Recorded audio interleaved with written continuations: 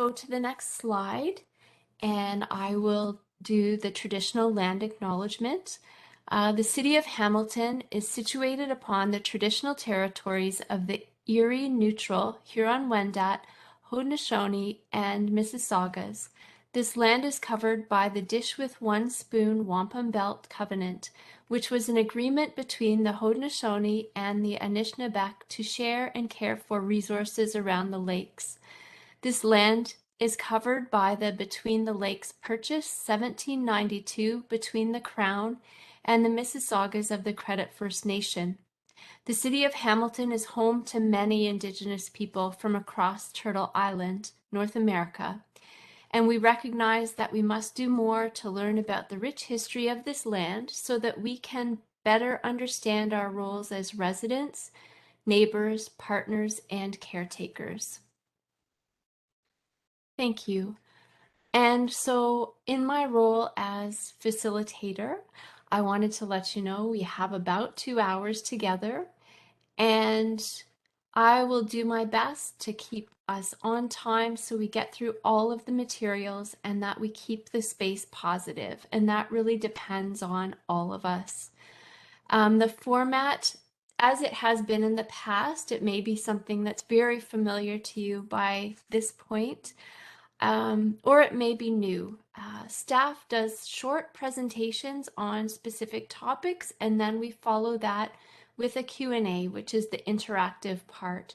And you use that Q&A button, which is in the bottom right-hand corner, to enter your questions and your ideas at any time. And when staff have finished their presentation, I will go and try to summarize and make sure we can get as many questions in as possible. And the staff will jump in to provide answers based on their specific expertise.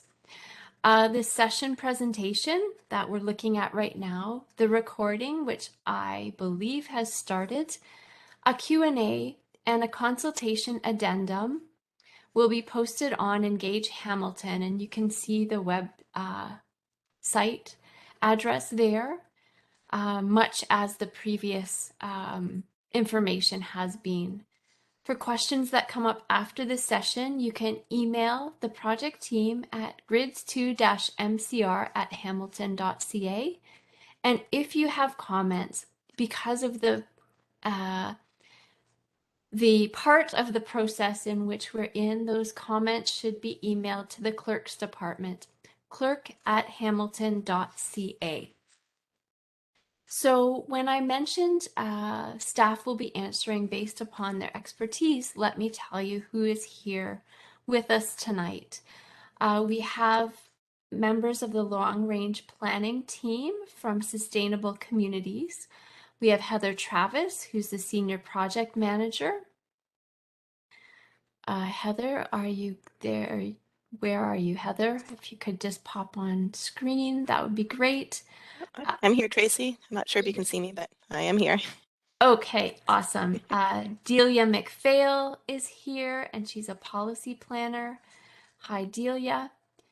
Lauren Rates is here, and she's also a policy planner. And I want to introduce you to Christine Newbold, who is the manager in that group. Hello, Christine. I like your background. Hello. Hello. And then we have people from the zoning reform team. Alana Fulford is a planner on that team. Hello, Alana, and welcome. And we also have Shannon McKee, who is the manager of that team. Hello, Shannon. Glad you're here. Okay, and now we can go to the next slide, and let me tell you about the process that we're going to follow. So this shows the agenda for the evening, and we're going to begin with an introduction to the Municipal Comprehensive Review of the city's urban and rural Hamilton official plans, briefly highlighting the legislative requirements, Council's direction on managing growth, as well as the approach taken by staff to conduct the review of the city's official plan. So we'll talk about that process. Next, we're going to highlight proposed changes on a topic area basis, identify comments that we've heard previously, and revisions that have been made as a result of early engagement. And then we'll jump to that Q&A and answer any questions that you may have. And then finally, we're going to share with you the next steps in this first phase of the official plan review. And again, as you can see, the questions and answer periods will take place after each of the sections. So without further ado, and at this point, I'd like to turn it over to Delia McPhail, a policy planner with the city, to provide a brief overview of why the city is reviewing its official plans, how we got to this point, and where we're going to go from here. So over to you, Delia. Thanks, one and all. Thank you, Tracy. Municipalities review their official plans on a regular basis to ensure they remain up to date, reflect current provincial policy, and represent the long-term vision of the municipality. Official plan amendments that implement the Municipal Comprehensive Review require the approval of the Minister of Municipal Affairs and Housing. Concurrently with completing the MCR, the city has been completing an update to its growth management strategy known as GRIDS 2 to plan for provincially forecasted population and job growth to the year 2051. The slide on the screen identifies the different interrelated components of the MCR and GRIDS 2 processes. Many of the studies that are required as part of the MCR are also part of a growth strategy. The outcome of the MCR and GRIDS 2 processes will be implemented through official plan amendments to the urban and rural Hamilton official plans, which is what we are discussing today. In November 2021, through GRIDS 2 and the MCR, Council approved a no urban boundary expansion growth scenario to accommodate all forecasted population and employment growth within the existing urban area to the year 2051. The proposed amendments implement the no urban boundary expansion growth scenario by removing current policies and mapping that would allow for a future urban boundary expansion, and to plan for and manage growth within the existing urban area, including changes to the residential policies of the Urban Hamilton official plan to help facilitate intensification. Staff has broken down the review of the city's official plans into 4 phases.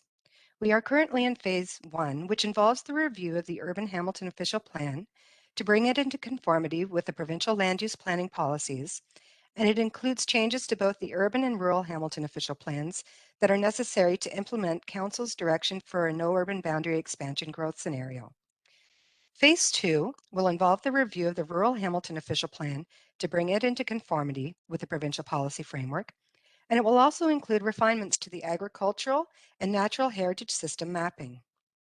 Phase 3 will be the review of the urban and rural Hamilton official plans, dealing with local matters and other items listed. The 4th and final phase will include the delineation of major transit station areas and associated density targets along the B line, and the possibility of inclusionary zoning policies to further support the development of affordable housing.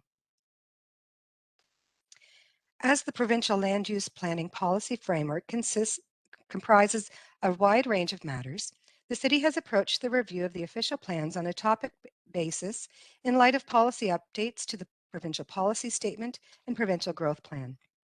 By organizing updates on a topic area basis, we were able to identify official plan policies that already conform to provincial policies, as well as those policies that do require updating to conform to provincial policies.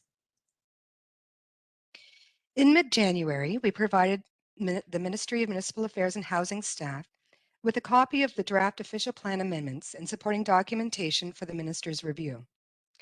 During the months of February and March, we conducted early public engagement and hosted targeted meetings with stakeholders, Indigenous community members, and others to allow for additional community input prior to finalizing the official plan amendments.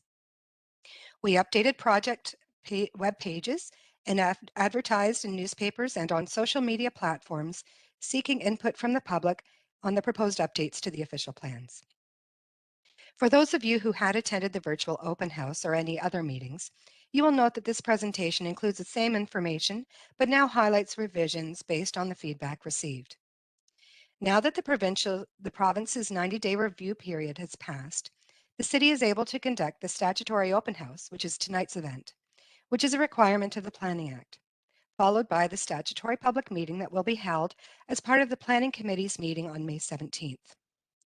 Following Council adoption of the official plan amendments, we will send the official plan amendments and supporting documentation to the province for approval. Before we get into the details of proposed updates, I'd like to take an opportunity to answer any questions you may have about the Municipal Comprehensive Review. Thanks, Delia. And I just want to encourage or ask people when you're putting a question into the Q&A to send it to all panelists so that the team can craft the best possible answer in the most timely way. And I also want to say that some people submitted questions in advance, and I will try to work those in as we go. So I do have a couple of background questions or questions related to this section that I'll work in. But firstly, there is a participant question here. Have you heard back from the Ministry of Municipal Affairs and Housing after that 90-day review period? And if so, what did they say? And can people review that feedback? Hi, Tracy. This is Heather. I can respond to that question. No, we did not receive any written comments from the ministry during our 90-day review period. We did have an opportunity to meet with ministry staff and just confirm that they had received the information and that they had everything that they needed to conduct the review, but we did not receive any written comments from the ministry by the end of that 90-day review period. I think the question also mentions if we do receive feedback from the ministry, can the public review that information? And certainly the answer to that is yes. We have committed to making any comments that we do receive from the ministry public.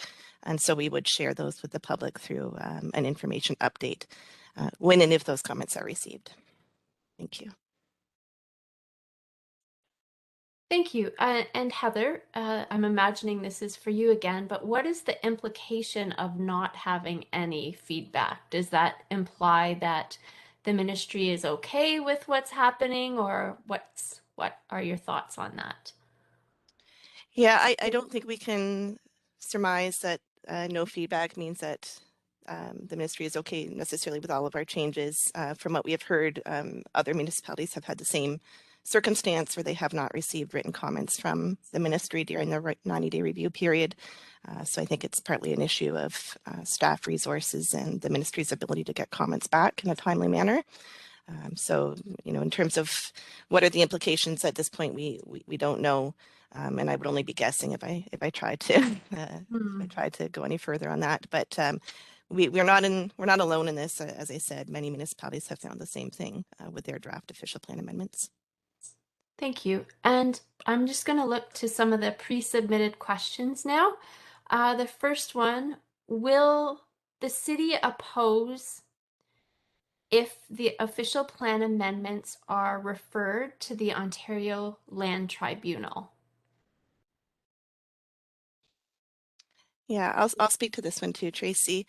I believe that question is referring to recent legislative changes known as Bill 109, which allow the minister to refer an official plan amendment to the Ontario Land Tribunal, either for a recommendation or for a decision.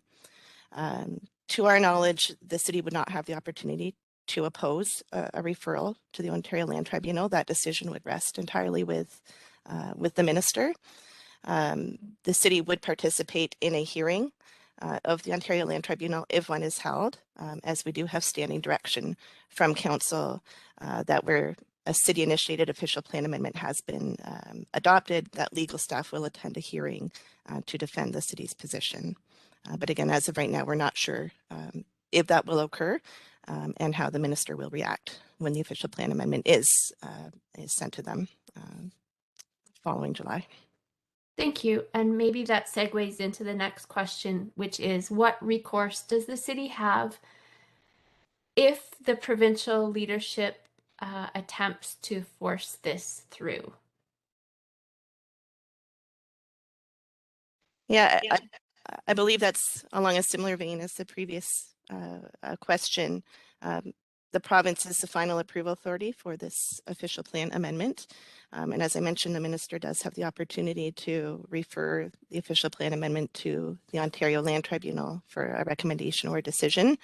And the city would participate in such a hearing if that is held. But the decision, if that is the case, then the decision of the tribunal would be final. So the decision is at the provincial level, either through the minister making a decision directly or through the Ontario Land Tribunal making a decision following a hearing. Thank you. And some of the words I'm choosing are direct quotes from the submissions.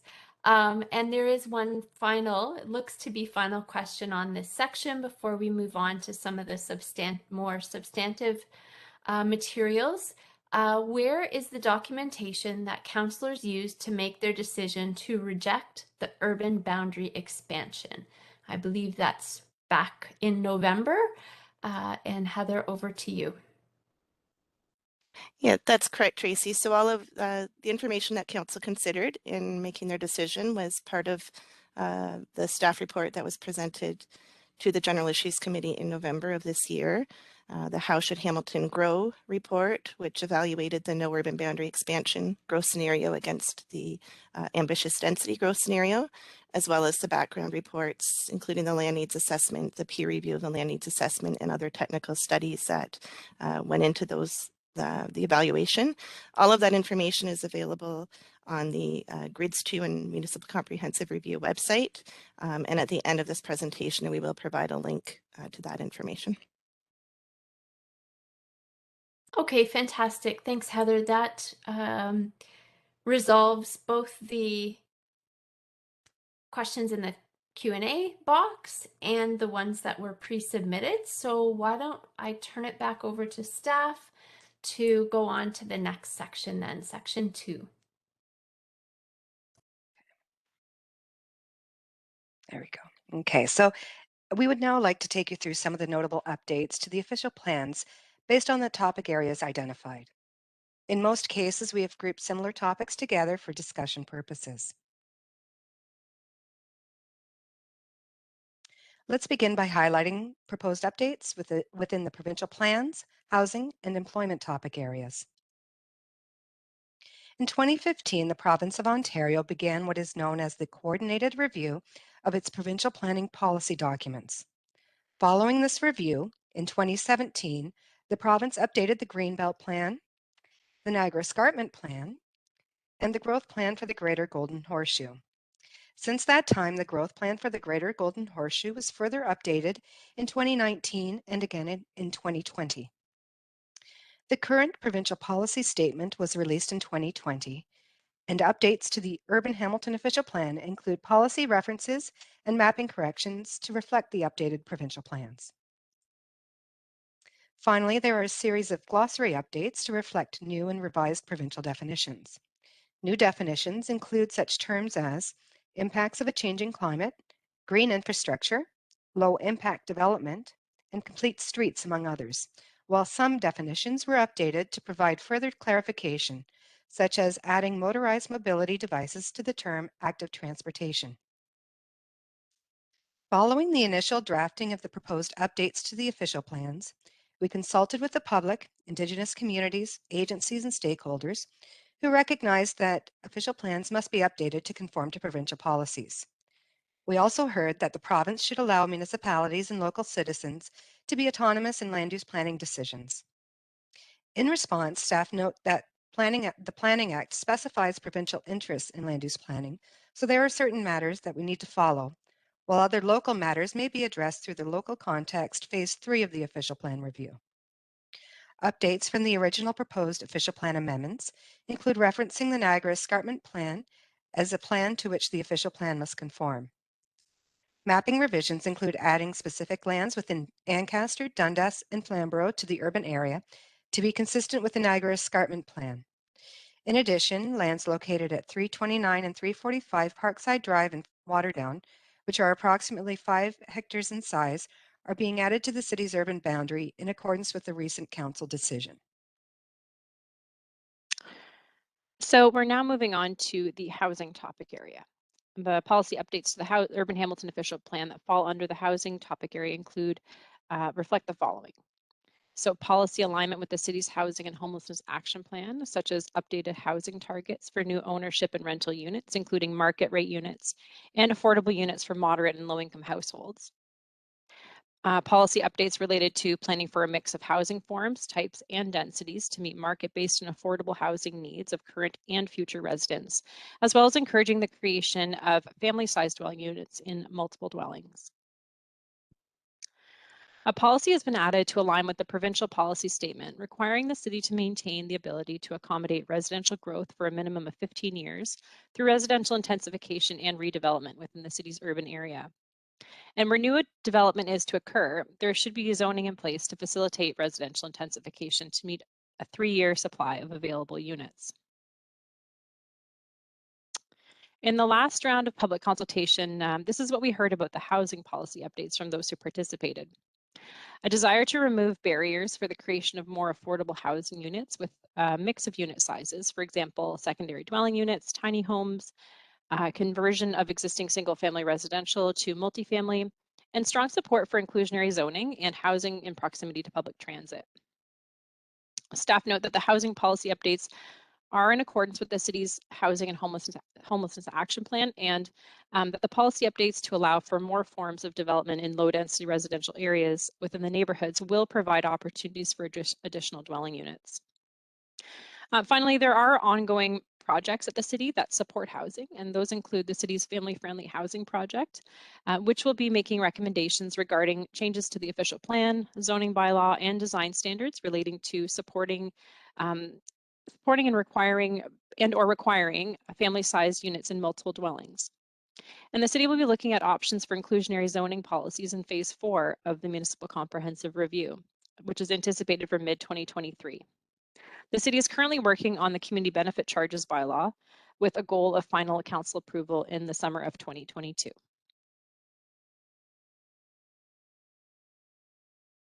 The next topic area is employment. The growth plan has introduced a new term, provincially significant employment zones. Many of the city's existing employment areas are classified as provincially significant employment zones. The policy updates therefore identify and map these areas while recognizing that all employment areas contribute to the local economy.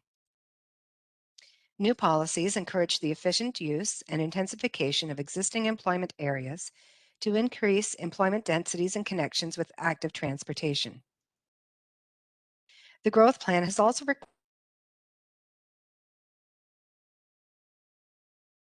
designation. The city's employment density targets will plan to achieve an overall density of 29 jobs per hectare by the year 2051. The proposed draft official plan amendment includes mapping and policy changes to implement the employment land conversions previously approved by Council, as the conversion of employment land to non-employment designations may only be converted through a municipal comprehensive review. Finally, the provincial policy statement has introduced new land use compatibility requirements between employment and sensitive land uses, requiring that they be planned and developed to avoid and minimize risk to public health and safety, and include new requirements related to land use compatibility studies. In response to the initial draft official plan amendment, people generally support mixing of employment and non-employment uses, and employment areas should be well served by a road network, frequent and reliable transit service, and an active transportation network. Others discourage sprawl of employment uses and encourage the protection of natural heritage features within and adjacent to employment areas. Staff note that these comments are generally already addressed in the city's existing official plan policies and the policy updates.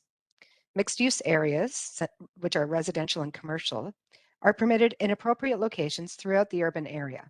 However, provincial policy prohibits residential uses in employment areas due to incompatibility. In certain locations, some commercial uses are permitted to support the function of business parks. Transportation policy updates include a goal to connect employment areas with transit services. Employment density targets by designation are specified in the proposed policy updates and assume intensification of the city's existing employment areas. Natural heritage policies are also in place to protect natural heritage features and their functions. Revisions made from the previous draft official plan amendment involved clarification that all office uses within employment areas are restricted in size, as well as policy and mapping changes associated with Council's decision regarding deferred employment land conversion requests. At this time, we would like to answer any questions you may have about the provincial plans, housing, or employment topic area updates. Thank you. And we have a couple rolling in here. It's exciting. Let's take the first one. Will we potentially see triplex and fourplex conversions in the next year? If yes, any idea about the timing?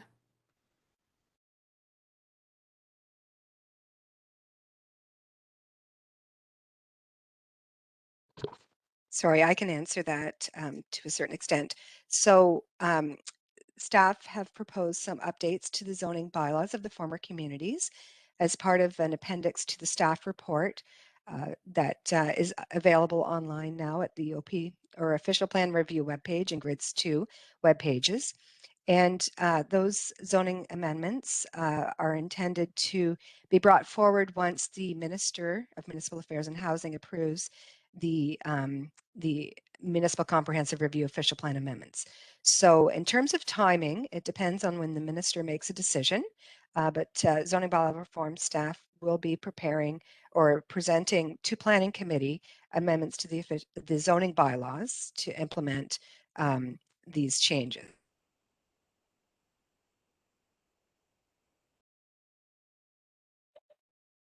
Okay, I'm just going to stick with this thread of questions at this moment. And will part of implementing these housing policies be implementing omnibus zoning amendments citywide to eliminate single-use zones in neighborhoods and permit a range of housing?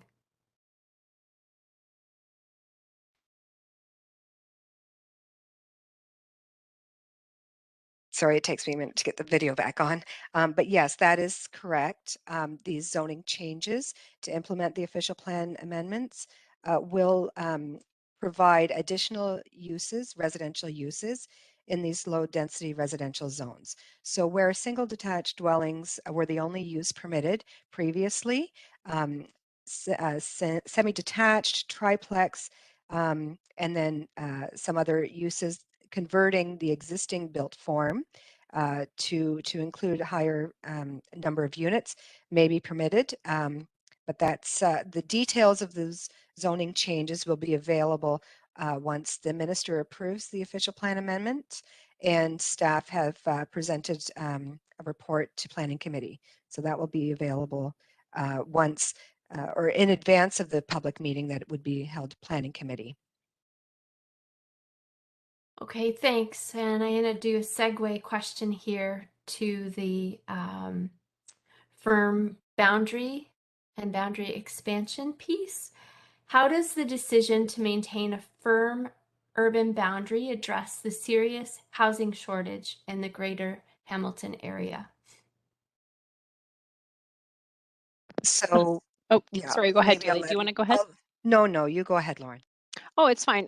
No, I was going to answer and just say that, you know, this approach that we're taking with the forecasted population growth to 2051 through this, you know, targeting within the existing urban boundary, we're really looking at all different areas throughout the urban area. So we're looking at, you know, spreading the ability for growth throughout the neighborhoods, throughout existing greenfield areas, and through intensification of the nodes and corridors. So, you know, the provision of affordable housing is so, it is really, it's multifaceted. It's you know, not just a city, it's also provincial as well. So we are looking, you know, we will be looking at that through different policy responses and different tools available to us through the as we complete the MCR phases.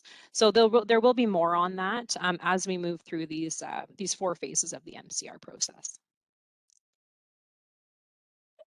Okay, thank you. Let's see here. Why was the Waterdown expansion approved, but not other areas in the proposed urban boundary expansion? What options do people have in the other areas? Go ahead. I can speak to that one, Tracy. So the Waterdown expansion was approved at committee back in April. There's a special provision in the growth plan that allows for a minor urban boundary expansion from areas that are identified as towns or villages within the Greenbelt plan. In Hamilton, both Waterdown and Binbrook are identified as a town within the Greenbelt plan. And so the growth plan does allow the city to look at a minor expansion from one of those 2 areas. The growth plan allows us actually to look at up to 10 hectares for an expansion from those areas, but council provided direction to staff that we were only to look at a smaller area up to a maximum of 5 hectares and only to focus on Waterdown. So staff conducted a review of different requests that had come in for expansion from the Waterdown area and recommended the inclusion of the property that was mentioned because it contains an existing long-term care facility that's located in the rural area and has a desire to expand on their existing property and create a continuum of care facility on their lands. So it made sense, it met the criteria to recognize this existing use and bring it into the urban area where it really should have been all along. So that's why that property was identified to come into the urban area, because it is recognizing existing use. There are no other opportunities to review urban boundary expansion in other areas of the city in accordance with the city's growth direction to accommodate all of our growth within the urban area. We have removed policies as part of this amendment that would provide direction for reviewing or evaluating urban boundary expansion requests going forward. And so I think the question had asked about, are there other opportunities? The answer would be no. The city is committed to a firm urban boundary to the year 2051. Okay, thank you. And how is the city going to provide more single-family dwellings to meet the demands of the growth?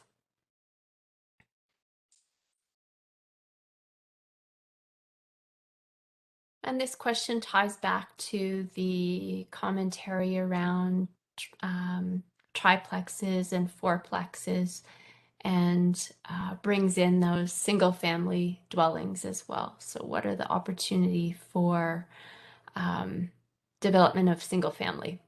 Thanks. Well, I think that that there are single-family dwellings already in existence within the urban area. There's, I think that's one of the most predominant built forms of housing in the city. So I think that if someone is looking to purchase a single detached dwelling, that they should look within the urban area to do that. There are some lands within the Greenfield area that either have existing approvals, development approvals and subdivisions that have not yet been developed, or there are other lands within the Greenfield area that are not yet developed and don't have existing approvals, where densities may or may not support single detached dwellings, but certainly the density target is based over the entirety of the Greenfield area. So there may be opportunities in the Greenfield area for single detached dwellings, but there may be fewer new homes being built in those Greenfield areas. Delia, I just wanted to add that the proposed amendments to the zoning bylaw adds further permitted uses. It doesn't restrict uses. So the zones that currently permit single detached dwellings will continue to permit those uses. It's just that additional forms of housing will also be added to those zones. Thank you. And I'm just gonna, there's a nice segue to a question here. Will there be meetings to involve residents in discussions about those zoning changes, as these will affect neighborhoods existing, and it's pointed out perhaps especially in the lower city? Yes, so as Delia mentioned, the proposed zoning bylaw amendments that would implement the official plan amendments will come forward after council adopts the official plan amendments. We need that approval to go forward in order to allow us to make those zoning bylaw amendment changes, and that will proceed through a full public process. So in a similar fashion to this, there will be public open houses and a statutory public meeting before planning committee. Thank you. I just want to acknowledge that some people are also typing in comments, and those will all be summarized in the documentation. I'll just note that there's one related to housing shortage in existing urban areas, particularly single-family housing at a reasonable price, to allow young families and presumably others to own a single-family dwelling. And with that, I'm just going to loop back. There's an outstanding question related to employment density targets. So we'll go back to that and then we'll jump into the next subject areas. Are Hamilton's employment density targets ambitious when compared to other Greater Golden Horseshoe municipalities? There's growing community concern about employment sprawl. So question and a comment there.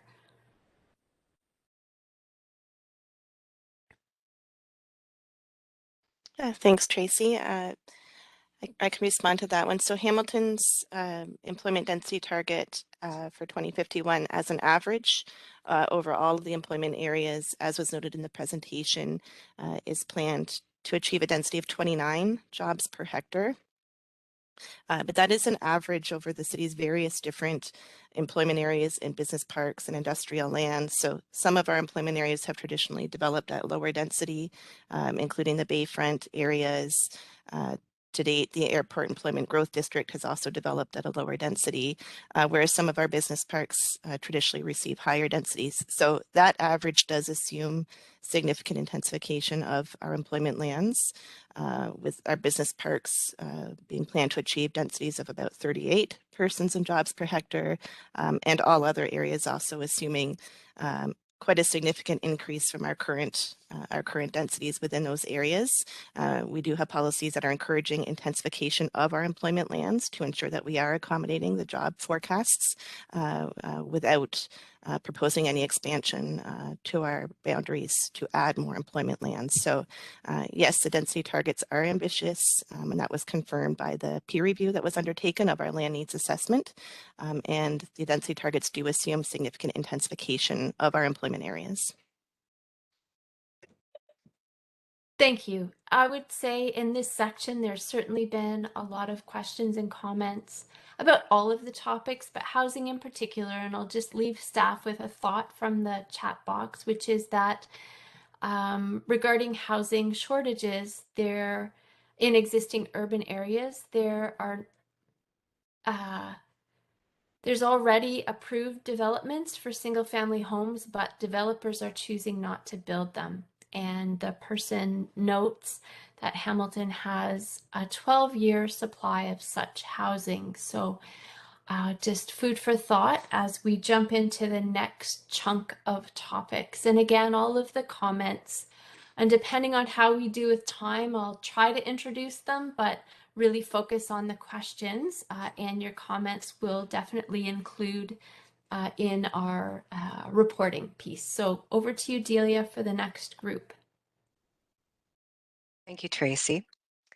So cultural heritage and transportation are the next two topic areas we would like to highlight.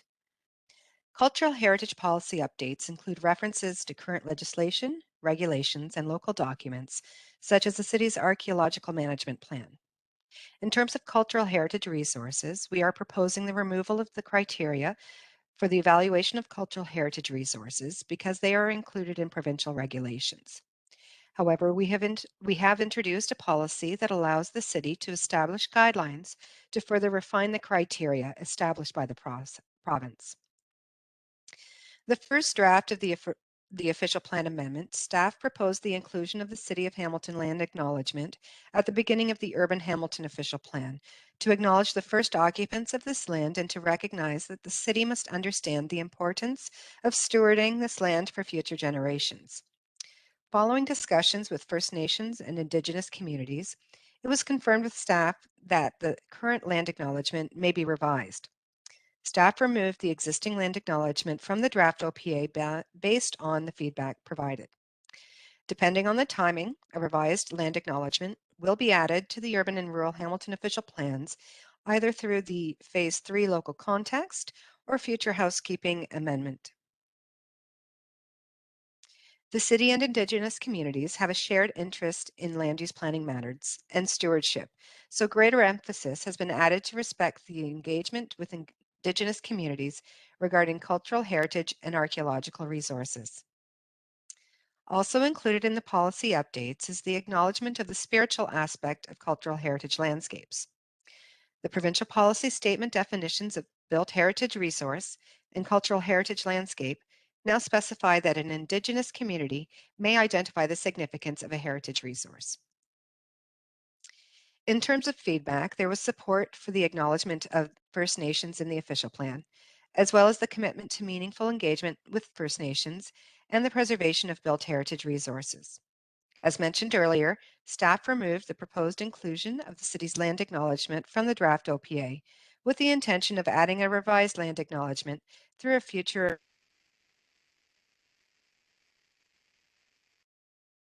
communities as key partners for climate change policies and plans. The various levels of engagement and respecting existing consultation protocols of Indigenous communities, as well as the need to develop a mutually agreed upon engagement protocol for land use planning matters.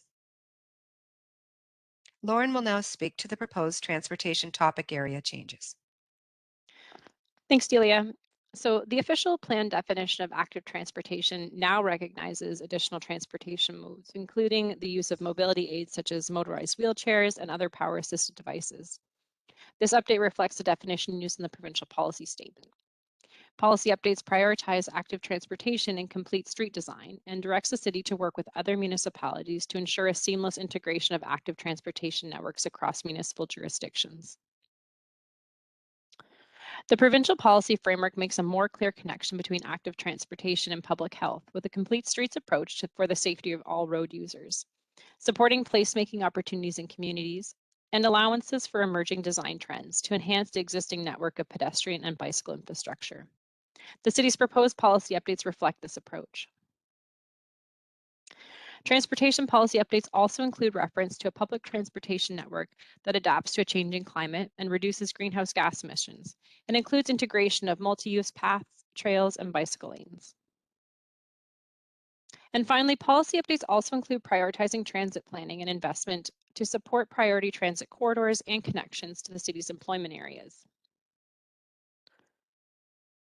So based on the comments we received from the earlier engagement, there's a strong agreement with the policy updates for complete streets approach and consideration for the safety of all road users. Some members of the public and stakeholders requested the removal of parking requirements in some areas.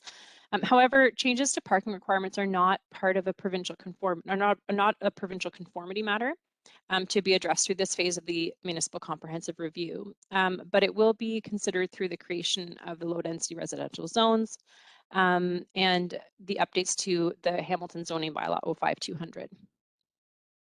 Revisions made to the draft official plan amendment include new policy references for the safety of all road users in relation to the movement of goods, as well as minor legend and mapping refinements to Appendix B of Volume 1 of the Urban Hamilton official plan. And specifically, those are changing reference from the term rapid transit to higher order transit and updating the reference to multimodal hubs. So now we would like to take some time to answer any questions you might have about either the cultural heritage or transportation topic area updates. Thank you. And thank you. I would like to encourage everybody just to make sure that when you're submitting questions that you're sending them to all panelists. It seems there may be one or so from the last section that maybe just went to one person.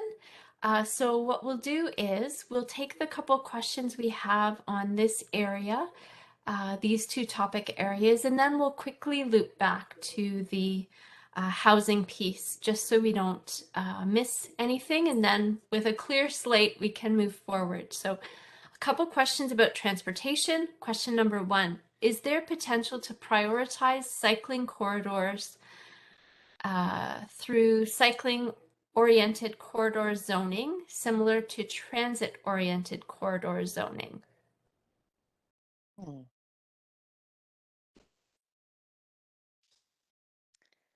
I think I can take this one. What I can say is that the transit-oriented corridor zoning was done in order to implement an interim control bylaw that was issued by the city. In terms of a cycling-oriented corridor, I would suggest that any zoning that we bring forward, either through the residential zoning process or, ongoing updates to the zoning bylaw, would have regard for the forms of transportation that are available for development along both transit-oriented corridors as well as cycling corridors, and make that a consideration for parking requirements and built form requirements. Thank you. And now there's a similar question in the chat box or in the Q&A box to one that was submitted prior to the session. So I'm going to bring the two together. And that is, how is the city planning to make the roads safer for all road users, but specifically pedestrians and other vulnerable persons, and related to the planned ambitious density strategy that's being put forward here?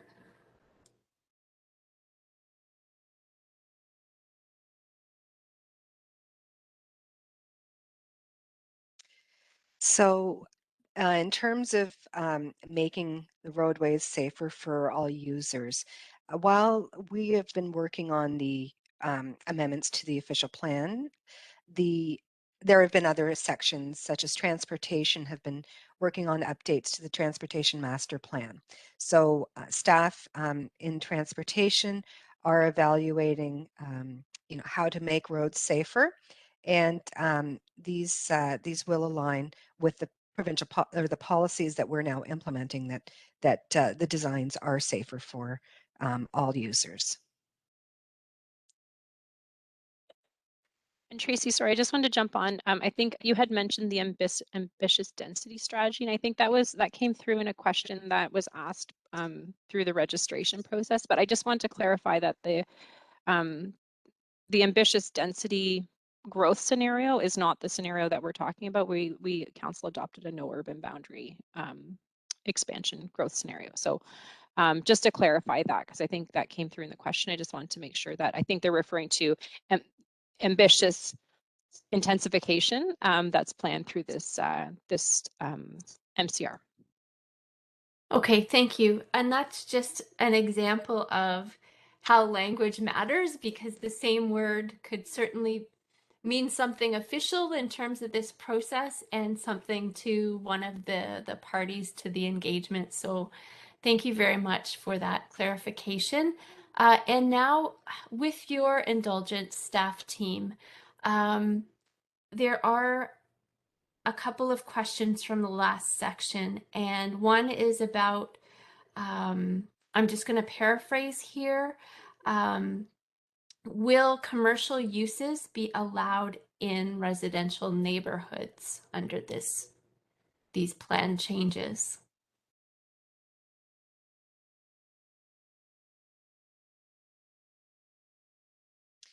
Well, certainly the neighborhoods designation in the official plan, which covers a wide or a majority, I'm going to say, of land uses within the urban area. Local commercial uses are permitted, but the zoning may not permit. So through this update, staff are not proposing any inclusion of commercial uses within the amendments to the zoning bylaws for the former communities. These bylaw changes are strictly to those low density residential zones where only residential uses are permitted, like single detached dwellings, semis, triplexes, street townhouses, which I hadn't mentioned earlier. So the policy framework would allow commercial uses, local commercial uses within the neighborhood's designation, but the zoning would need to be changed if the zoning didn't already permit commercial uses. So it would be brought forward on a site-by-site basis in appropriate locations. Thank you. I hope we got the gist of that one. And there's, again, people want to go back to this housing piece. It is certainly an area of focus and interest. And we'll just take the couple more comments and then make sure to move on so we can get through the other sections. And somebody would like to go back to the 12-year supply comment. And they're saying that Chief Planner Robichaud stated that there was a 12-year supply in various stages of approval. This doesn't mean shovel-ready or permit-ready supply. Most of these units within that 12-year context don't have any servicing. So this should be clarified, so it's not mixing different things, such as the units in the entire land use approval process and units that are fully approved and building permit ready. Go ahead. Thanks, Tracy. Yeah, I can comment on that. The 12-year supply is referring to the city's supply identified on our vacant residential land inventory. And that is an inventory that is updated yearly. And it is available on the city's website for anybody who wants to take a look at it in terms of the overall numbers in our supply and the mapping of that supply.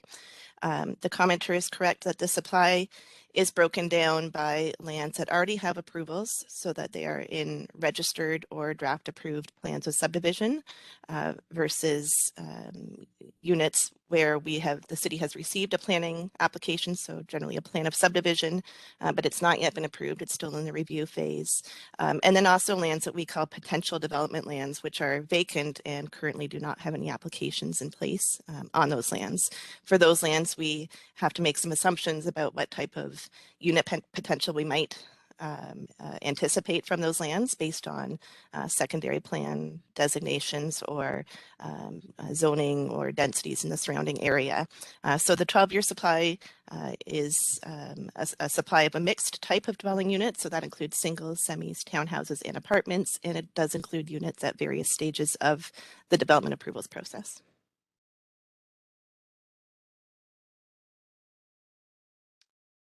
Thanks, Heather.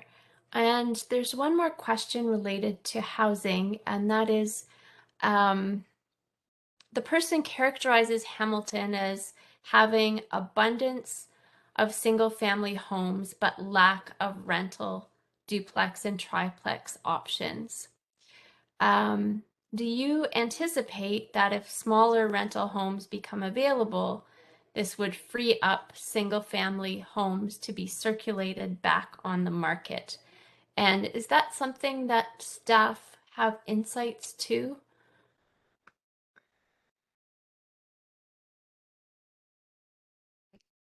I'll take a first crack at that one. I think there's certainly a lot of variables at play and factors involved in market conditions and other things that we're seeing right now.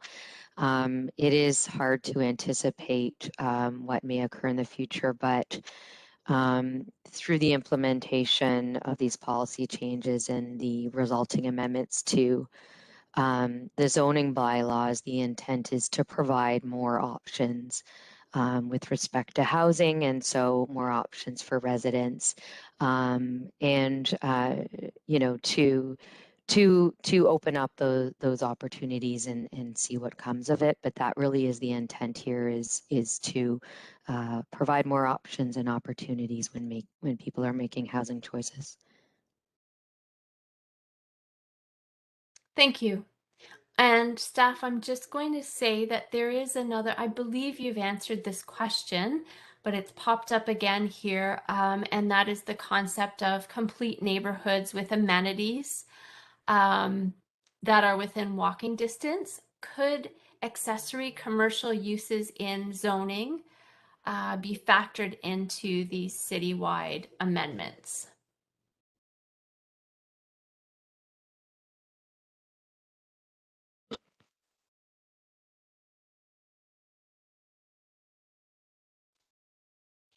Hi there. As Delia mentioned, the official plan already accommodates or provides policy and direction for local commercial uses within the neighborhoods designation, and that neighborhoods designation would be comprised of low, medium, and high density residential areas. And so during the review for the residential zones, those local commercial policies would be assessed, and the appropriate areas for allowing accessory commercial uses would be contemplated during that process. Okay, awesome. Thanks so much. And No, I'm good. Thank you. oh, you okay.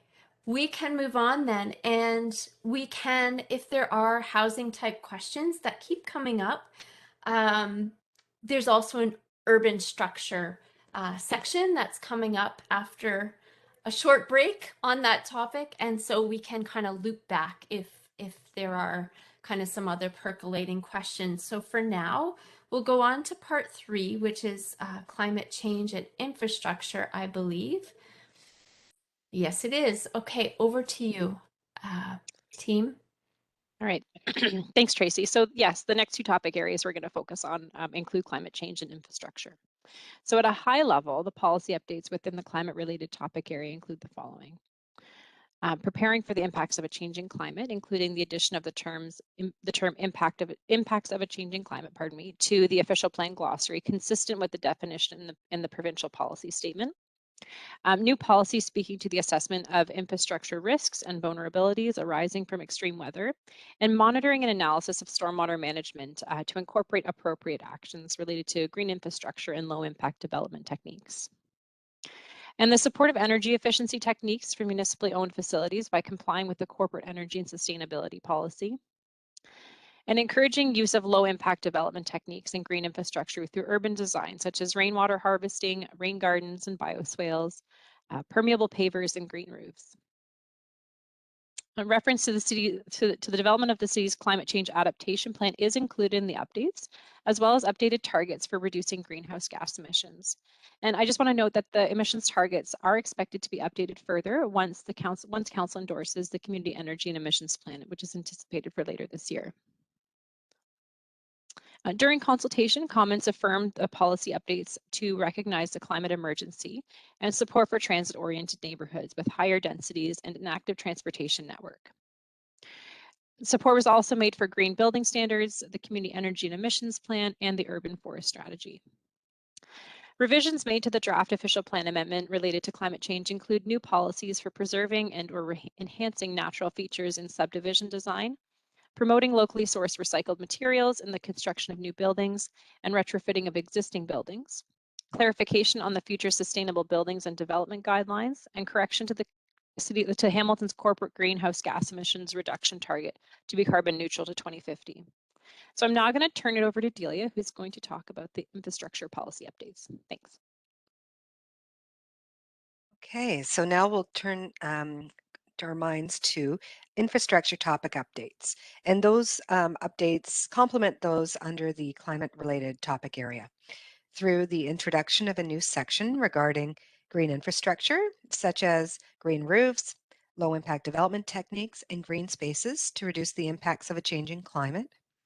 Reference is also made to the preparation and update of an urban forest strategy, which is currently in process.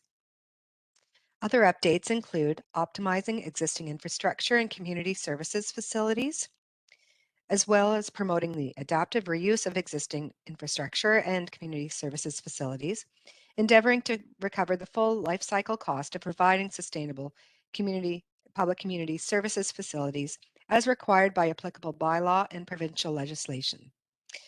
Updated requirements related to the city's water, wastewater, and stormwater master plans are also included, such as ensuring the city's water and wastewater systems are prepared for the impacts of a changing climate, and that stormwater management systems incorporate low-impact development techniques and green infrastructure.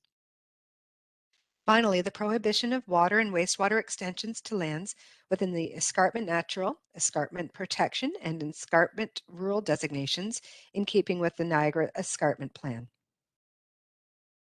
During early consultation, comments were supportive of policy updates that encourage the adaptive reuse of community facilities, green infrastructure, and the protection of green spaces. Some suggested the need to provide financial incentives for green infrastructure, such as the creation of a stormwater fee that provides reductions for the incorporation of low-impact development techniques, although that is beyond the scope of this conformity exercise. Revisions made to the draft official plan amendment in response to comments include adding reference to subwatershed planning to increase climate resiliency, and added reference to salt management in promoting stormwater management best practices. At this time, we would like to answer any questions you may have about the climate-related or infrastructure topic area updates. Okay, thanks very much. And for me, it's interesting to hear how these comments from past sessions have now been incorporated. I hope everybody's finding that as useful and interesting as I am. And we did have some pre-submitted questions in this topic area that we'll go to. Firstly, how does this report or these changes address the issue of climate change and help to move the city to net zero carbon emissions? A big question.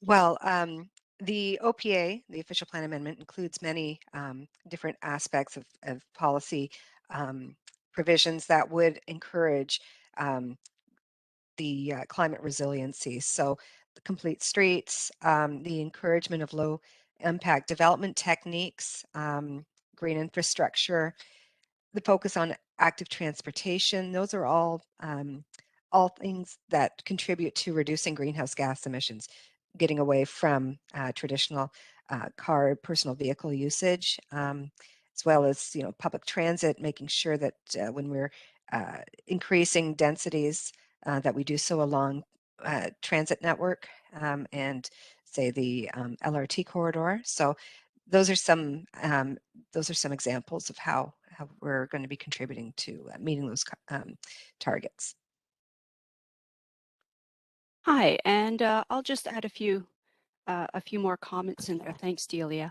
The amendments being proposed here today or through this process are the first stage of amendments that will be addressing climate change. These are the conformity amendments and are setting the stage. We have the provincial framework and we're adding it now to our local framework to set the stage for further actions that would address climate change. So we're building it into the official plan structure, the importance of climate change mitigation and adaptation. And then as the two documents, action plans come forward, and that would be the community energy and emissions plan and the climate change adaptation plan, which are still in process. Actions coming out of those plans may also require or are likely to require further amendments to the official plan to implement those actions. So this is the nature of our high-level planning document, these official plans, that they set a framework and are further implemented by actions of other plans. So we're setting the stage, so to speak, in the policy framework to address very specific action elements relating to the climate change emergency and Council's target for net zero greenhouse gas emissions by 2050. Thanks. Thank you. And there's another question about infrastructure that was pre-submitted. And how will you ensure bike lanes, parks, conservation areas, and other recreational infrastructure are maintained and improved with an increased population within urban boundaries. Hi, Tracy. So I'll jump on that one. So there are various master plans that are being informed by the work that is being done through this process. So with the, through the adoption of the no urban boundary growth scenario, the parks master plan and recreation master plans, they're all looking at those kind of what we're doing through this process, and they are then making their plans based on assumptions for growth. And so those plans will plan for the provision of these facilities in line with the projected population growth across the city.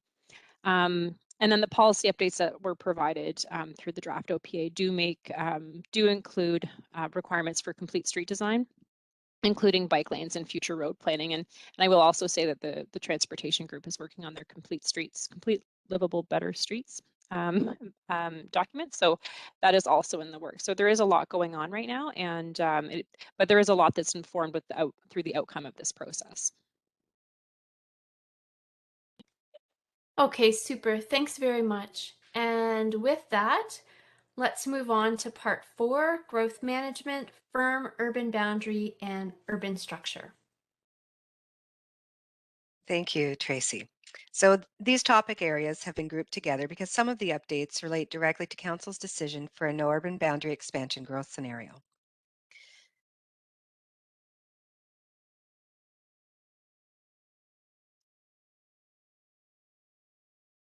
So under the growth, sorry, go ahead, Lauren. Yeah, no, sorry. I had a hard time unmuting there for a second. It wasn't letting me click the buttons. Sorry about that. So under the growth management topic area, the policy updates include reference to Our Future Hamilton, which is the city's 25-year community plan that reflects values and aspirations of Hamiltonians, as well as reference to Grids 2, including updates to the strategic directions and the city's growth strategy to accommodate population and employment growth to the year 2051. Proposed updates also include revised growth plan population and employment growth targets. The growth plan projections include an expected increase of 236,000 people, 110,000 households, and 119,000 additional jobs by the year 2051. The residential intensification targets have also been adjusted. The city's overall residential intensification target has increased from 40% to 80%, and the city will review and update its zoning bylaw to facilitate the additional 27,000 housing units to be developed through intensification within the neighborhoods. And more details on how this will be achieved will be provided in the urban structure topic area portion of the session. And finally, density targets are proposed to be increased from 250 to 500 people and jobs per hectare within the downtown urban growth center, and from 50 to 60 people and jobs per hectare within the greenfield area by the year 2051. Also under the growth management topic area are policies affirming that the city will accommodate all new housing units, 110,000 units within the existing urban area, including both the built up and the greenfield areas. And the final highlight for this topic area is the addition of policies affirming that only at the time of the municipal comprehensive review will any possible adjustments be made to the urban boundary, provided that there's no net increase in land area within the urban area. And feedback from the early public engagement from this topic area indicated that people were generally supportive of the no urban boundary expansion growth scenario and a policy framework that encourages development of transit supportive and complete communities where people can live, work, and play. And some called for the consideration of higher density targets, particularly in the greenfield areas. And revisions from the previous draft OPA include clarification that the greenfield density target is measured over the entirety of the greenfield area, and lands within the greenfield area that are not subject to existing approvals shall be planned to achieve a minimum of 70 persons and jobs per hectare. So we're going to move on to the firm urban boundary topic area. So if all this growth is to occur within the existing urban area, then amendments to the rural Hamilton official plan are also necessary. And these updates include policy reference to a firm urban boundary, the inclusion of a policy that specialty crop and rural lands may not be redesignated for non-agricultural purposes, and which is similar to an existing policy that's already in place that prohibits conversion of agricultural land. and deletion of special policy area B, which was the future urban growth node known as Alfreda. And similar to the growth management topic area, the public gave strong support for the no urban boundary expansion growth scenario. And text and mapping revisions include the addition of lands in Ancaster and Dundas to the urban area to conform to the Niagara Escarpment Plan, as well as to reflect Council's decision on April 28th this year to approve a 5-hectare urban boundary expansion to include lands at 329 and 345 Parkside Drive in Flamborough. And Heather had mentioned that in a response to a previous comment. So I'll pass it over to Delia for urban structure. Thank you, Lauren. So policy updates under the urban structure topic area include the introduction of policies describing major transit station areas, or MTSAs, as strategic growth areas, including the delineation of MTSAs through a future amendment. Another policy is proposed to be added stating that intensification, redevelopment, and compact form will be encouraged generally throughout the urban area in accordance with appropriate development standards. Also, updates include the addition of fourplexes and multiple dwellings up to a maximum of 6 dwelling units within low-density residential areas without the need for an official plan amendment, and updates to the residential density range policies within the neighborhoods designation are to be measured for the use of or in purpose for preparing secondary plans and master plans only, and not to be applied on a site-by-site basis. This policy change is intended to increase flexibility and facilitate development approvals without the need for an official plan amendment that's related to density only. Additional policies to ensure compatibility with adjacent uses have also been added. The following list highlights the policy updates under the urban structure topic area as they relate to Council's decision for a no urban boundary expansion growth scenario. Focusing on the urban Hamilton official plan, increased intensification and density targets are referenced. Urban boundary expansion policies have been removed. The addition of a policy prohibiting urban boundary expansions in advance of the next municipal comprehensive review has been added, and amendments to Chapter E3 neighborhoods to permit a broader range of uses in low-density residential areas and added flexibility to residential density categories.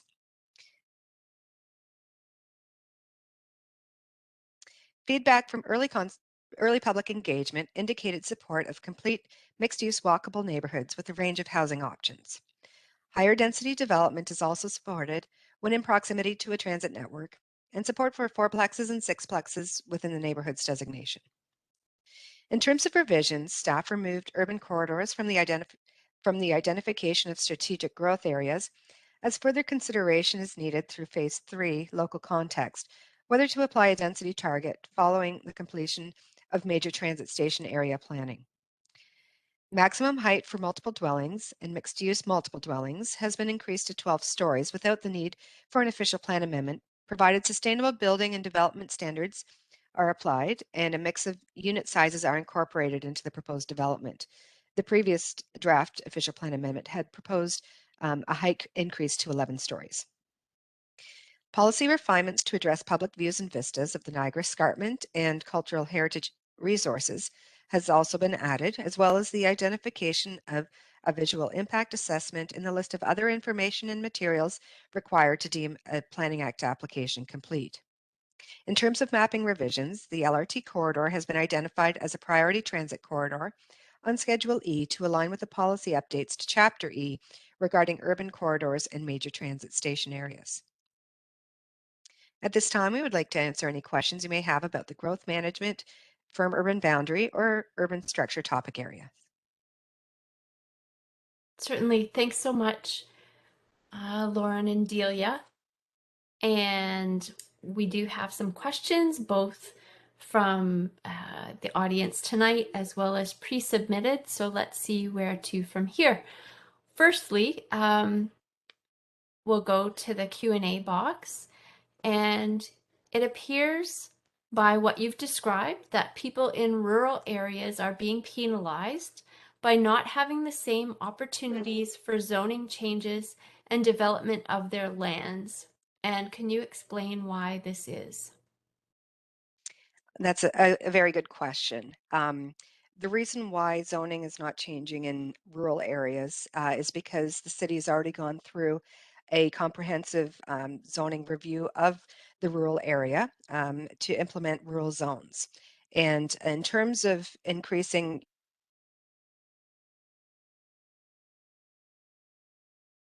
the rural area is primarily dependent on private services. So whereas the urban area is dependent on shared services and municipal water and wastewater services. So it's appropriate for residential intensification to occur within the urban area, just generally speaking.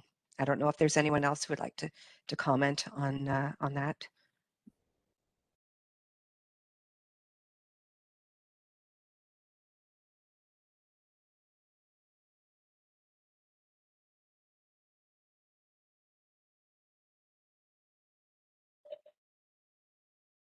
Is there any further staff commentary on that? No, I think Delia covered it. Thank you. Okay, excellent. And at this, there's a question that was pre-submitted, which is, I just want to put the two together because they are similar topic areas with different perspectives. Rural Ward 2 remains an active farming community with multi-generational farming families living and working in the area. How will you protect their livelihoods and our access to foods grown locally from rural development and road expansion?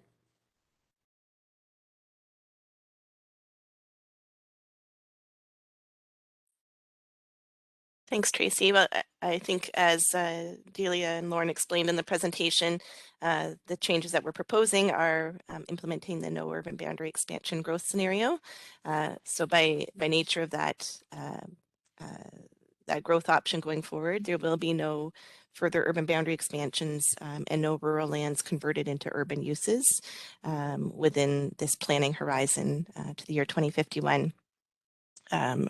So the question about the protection of the farmland and food security should be addressed by that, the no urban boundary expansion growth scenario. Thank you.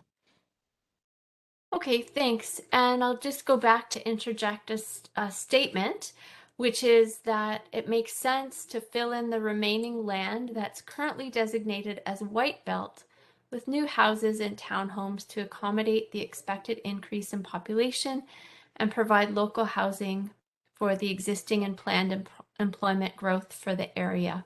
So that's just a comment, and I just want to give people a flavor of kind of the various perspectives that we are reading in the chat box and coming through the question. So I'm going to slightly shift topics here, and it's around the MTSAs, or the major transit station areas. And why is the focus on major transit station areas and the associated policies, like inclusionary zoning, being put in future phases, and in this case to 2023? It's pointed out that other municipalities seem to be working through MTSA identification and inclusionary zoning as part of their municipal comprehensive review processes.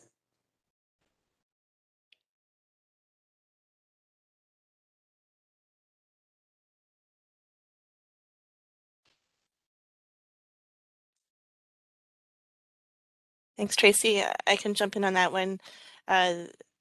The city's major transit station area work is currently ongoing. It's something that we are proceeding with the work of delineating the major transit station areas along our LRT corridor and identifying density targets associated with each of those major transit station areas.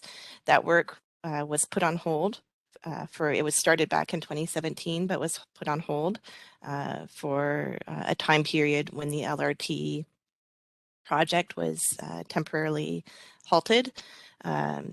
With that project now up and again and running, staff have been able to pick up the MTSA planning work from where we left off previously. and we'll be proceeding with that work over the course of the next year. But it does take time to complete that work.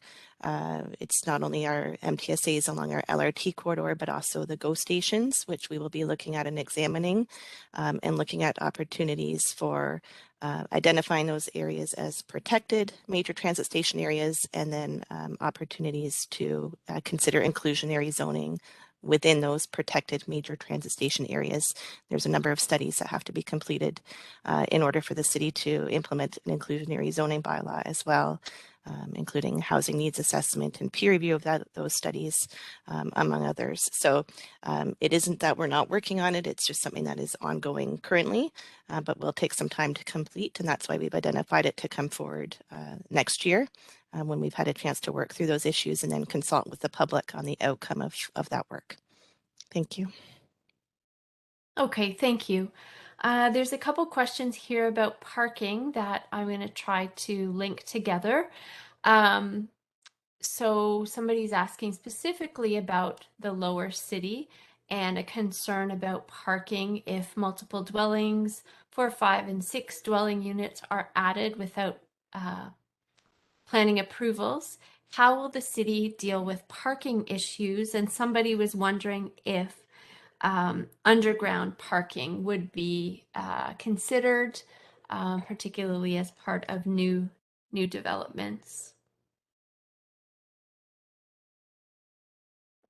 So, pardon me. I think the question about, underground parking, and I'll also let Alana and Shannon jump in on this because, parking will be a big consideration in their residential zones project. So, underground parking, it's ideal when we have that opportunities for that. And but underground parking is really dependent on, geotechnical and the subsurface. What's, what can you put in the ground? What can accommodate? So, and it's not necessarily feasible with every development in the existing conditions. So, with that being said, so I understand that the review of parking standards would be undertaken as part of the residential zones. So, if Alana and Shannon want to jump in on that, they might be able to provide more detail. Sure, thanks, Lauren. Just a comment with respect to parking, and then I believe it says without planning approvals. The amendments that are being proposed would permit conversions up to 4 dwelling units within an existing dwelling to be permitted in existing zones. So anything above that, the policy change for the official plan is that an official plan amendment would not be required. That doesn't extend to a zoning amendment, and there are other approvals in place that would be required, such as site plan approval, where there would be a review by staff of various considerations of the site if it is going through certain redevelopment processes, so in the future. But certainly looking forward beyond the amendments that are being proposed to the former community zoning bylaws now, parking is a big consideration and a big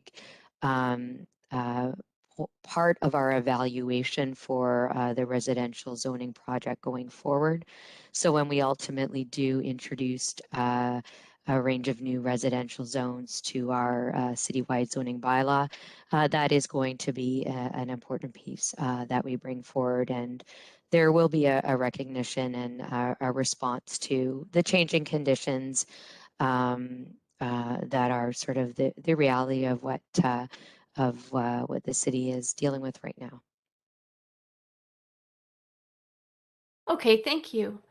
I'm going to, there's a few questions here about ancillary dwellings. So let's dive in there. And the question is the city considering permitting secondary dwellings ancillary to the primary dwelling unit? And there's a point that this would provide an opportunity for intergenerational living. It could be utilized in instances where family farms are transitioning from one generation to the next. I can respond to that. In May of 2021, the city implemented regulations permitting secondary dwelling units in existing single, detached, semi-detached, and street townhouse dwellings. And that is a citywide permission. And at that time, that includes secondary dwellings that are internal to the existing dwelling, but also detached secondary dwelling units. So a detached dwelling unit that is accessory and separate to the principal dwelling. So those permissions have been in place since May of last year. In the rural area, there are permissions currently for a secondary dwelling unit within the principal dwelling. And as what is going to be termed phase 2 of this project, staff will be reviewing and evaluating regulations in order to implement those detached secondary dwelling unit permissions into the rural area as well. Thank you. And just to follow up, thanks for covering the rural area as well, because that's sort of where the question came from, but it's great to have both perspectives. And the person was just giving the example that Bruce County has a system in place already where they're allowing 3, I believe. So now I'm going to try and flip back over here to the next question. Let's see here. Is there a process and a deadline for any opposition to the proposed zoning that has been done in rural areas?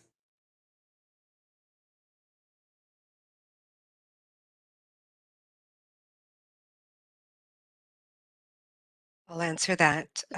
Oh, sorry, no, I'll let Alana. I was wondering if that person could possibly just provide a bit more information so that we can sort of accurately respond to their question. I just need a little bit more information to understand. I'm wondering if there was this question is kind of resulting from comments I made earlier about how the rural zoning was implemented in 2015 that did a comprehensive review of the zoning in the rural area. So just on that same vein, comments were done. Public consultation was conducted prior to those rural zoning, that zoning coming into force and effect. So the only zoning that would be considered possibly in the rural area as part of increasing the number of dwelling units in the rural area would be what Alana mentioned just now about detached structures. But I don't, yeah, so that I think is maybe what we were getting at with that question. So there isn't any opportunity to provide comments on the rural zoning, but at some point in the future, when the zoning bylaw reform team comes forward with possible regulations for detached structures within the rural area for secondary dwelling units, that would be an opportunity to provide input. Okay, and let's just go then to another kind of rural focused question and development. And I just encourage staff and everybody will do a couple of kind of quick responses so we can make sure to get through all of the questions. And then because there is one additional section that we'd like to get through with everybody before 8 o'clock. So the proposed development of structures of 11 stories or more in proposed rural developments, which is surrounded by single dwelling homes, how can these structures be conceived as compatible with existing homes?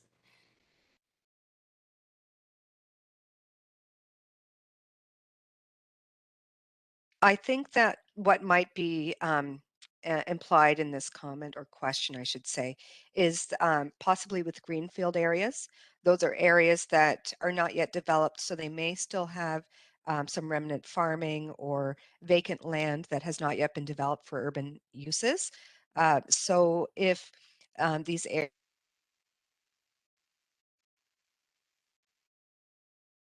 development, sorry, yeah, proposed to have development with increased densities. I think that we've got some policies in place for transition and for consideration of lower profile built forms like single detached dwellings. So there would be design considerations and safeguards in the implementing zoning that's specific to that development, where stories of up to 11 stories or 12 stories in the medium density areas would permit adjacent to single detached dwellings, for example, if that that helps. Okay, thank you. Let me present you with two perspectives on parking. And one of them is cities like Edmonton and Toronto are moving away from minimum parking requirements. Could Hamilton also move away from parking minimums as well?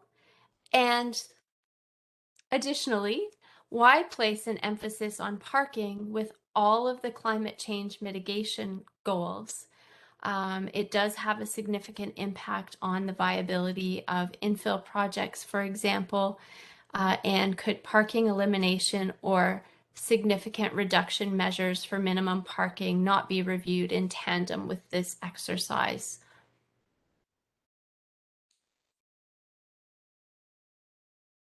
So in terms of the parking minimums, the city has taken steps in that direction. And in the downtown area, there are zones with where parking minimums have been removed. And in consideration and in being consistent with that, that is certainly something that staff are looking at through the residential zones project that we're currently undertaking. So we recognize the challenges there and the need to sort of balance considerations, but that is a direction that the city has taken already and is certainly being closely looked at through the residential zoning project. Okay, thank you. And almost lastly on this group of topics, will the city consider expropriations to make room for more dwellings? So an example of given of Kenilworth and Barton, where there's lots of opportunities to build up those areas. And I believe this is something we talked about in one of the previous sessions. I'm wondering if somebody could jump on and give an answer.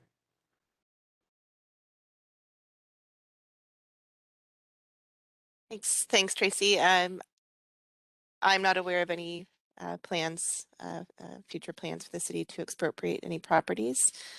In those areas, generally the development process is developer driven or property owner driven.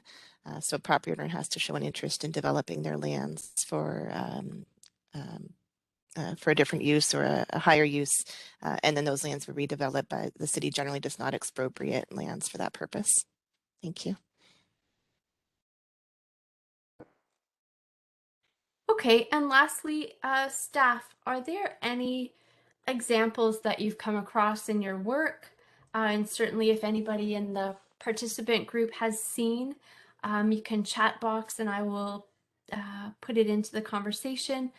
Cities that have been successful in growing without spreading into the countryside.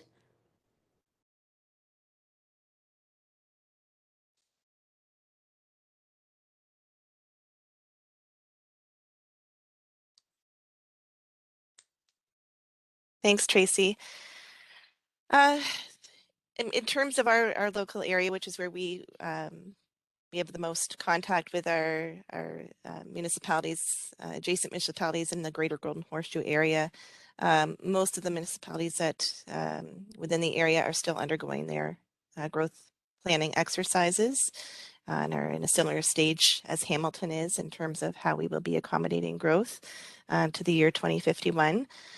So I think it's a little premature as of yet to know where everybody's going to land on that question. In terms of a wider perspective of elsewhere in Canada or kind of away from the Greater Horseshoe area, I'm not as familiar perhaps with those examples, and perhaps others might have those. But within our general vicinity, most of us municipalities are still working through this exercise right now. Okay, thank you. And as a resident of Halton, certainly what Heather's saying is taking place right now, and are following along in Hamilton's example, it appears. And I don't see any other sort of examples in the chat box. So what we'll do now is then move into that section 3, which is kind of a where to from here, what are the next steps. And so I look forward to hearing about that, and we'll turn it back to Delia and Lauren. Thanks, Tracy. Yeah, so we'll now take a few moments just to wrap things up and talk about next steps. So the following tasks have to be completed to meet the provincial conformity deadline of July 1st. So the city has provided notice of the statutory public meeting, which is planned to occur on May 17th as part of the planning committee, so a scheduled planning committee meeting. And then following council adoption of the official plan amendments in late May, early June, we'll forward the official plan amendments to the province for ministerial approval. So if you want to learn more about the official plan review project, review updates on the current MCR component, as well as topic areas that are going to be considered in future phases, we would encourage you to visit the official plan review webpage, which is the first link just on the list here. And the webpage also includes a copy of the staff report that will be considered on May 17th, including the draft official plan amendments and details concerning the feedback from earlier public engagement. You can also check out the Grids 2 Municipal Comprehensive Review webpage to learn more about the steps involved in developing and completing the city's strategy for accommodating future population and employment growth. And you can also reference links to the city's urban and rural Hamilton official plan web pages, where you can access the current versions of the official plan policies and mapping. So at this time, if there are any further questions about the MCR next steps, we'd be happy to answer them. And if there's any follow-up from the previous sections, we could address those for a short period of time now as well. Thank you. Okay, thank you. I will just note that there's a comment in the box here that Hamilton has the highest proportion of single-family homes of any area in Canada, according to the 2016 census. And the view is put forward that Hamilton needs more housing choices. The missing middle, people wanting to downsize don't have an alternative housing form available to them, so they stay in their single family homes longer, meaning fewer of those single family homes are going on the market as the population ages. So I think that ties back to a question earlier where staff was asked to sort of look forward and see what the impacts could be in terms of bringing some of the existing housing onto the market. So this person is kind of reflecting on that, and I just want to say thanks for that. I'd like to note that there were a number of questions submitted that were outside of the scope of the project, so we haven't answered those here. And I encourage you to use the email addresses that we're going to see on the next slide to submit your questions as they relate to your specific property, for example.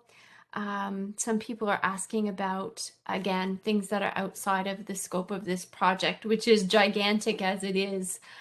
So if you haven't heard your piece answered here, please get in touch.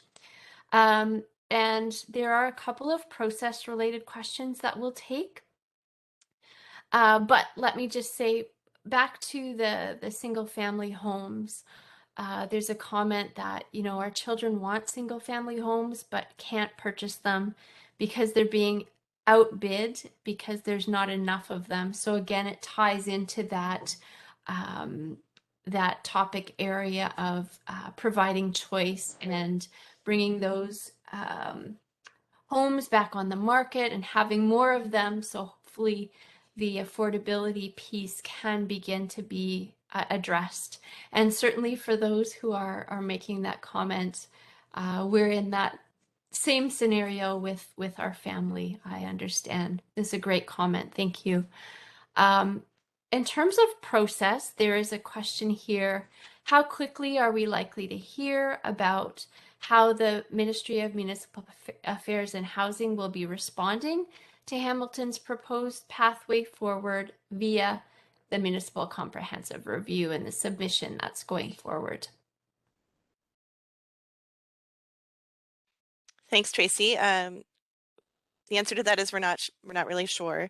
The recent legislation changes at the provincial level allow the Minister of Municipal Affairs to pause that that normal 120-day window that the province has to make a decision on an official plan amendment when it's provided to them. Whereas previously we may have thought that we would receive a decision within that 120-day window, now we're not sure. And again, there is also the opportunity for the province or for the minister to refer all or part of the official plan amendment to the OLT, the Ontario Land Tribunal, for either recommendation or for a decision, which certainly could lead to very lengthy delays in getting a final determination. So unfortunately, we don't have a clear answer to that question right now.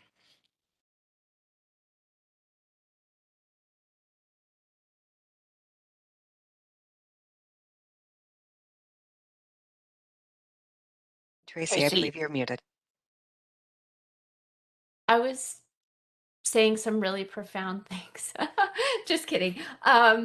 So since we've taken care of the questions and comments and we just have a couple minutes left, I wonder if staff, you could just go over that timeline again for the next meeting that's coming up in May.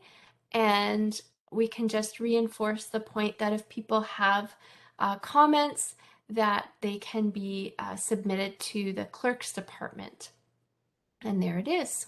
So the statutory public meeting is coming up on May 17th. And I believe the email address, go ahead, Lauren, over to you. Yeah, no, I was going to say it's any comments, any formal comments that want to be registered with respect to the public meeting, so the statutory public meeting, those would need to be sent to the clerk. So clerk@hamilton.ca is the email that's at the bottom of this this bulleted list here. And that, you know, providing your comments to the clerk ensures that they get on the, they get included with the agenda for that May 17th meeting. So I encourage anyone who has further comments, would like to make further suggestions about the policies that have been drafted, to make their submissions through that email to the clerk.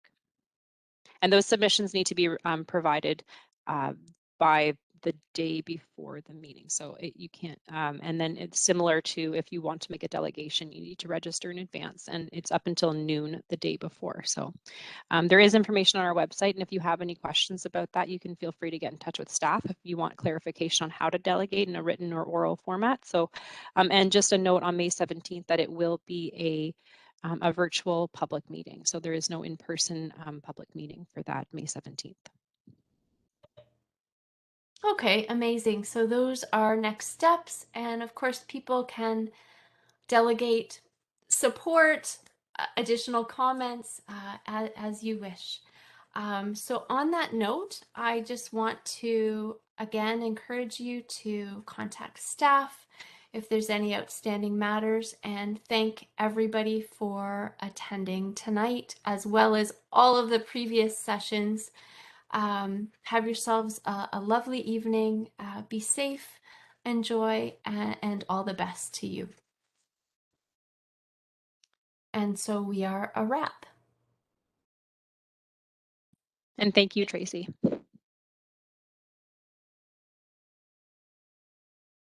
Quite welcome.